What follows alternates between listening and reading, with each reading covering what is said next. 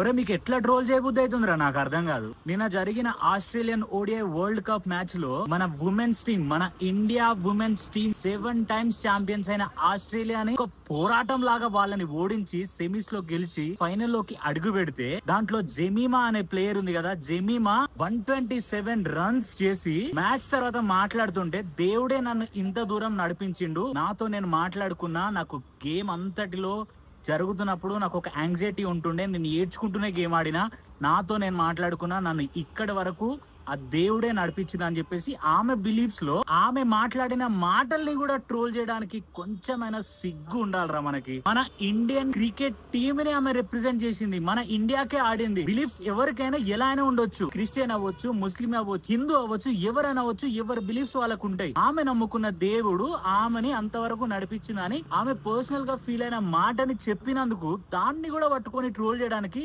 మనకు ఉండాలరా.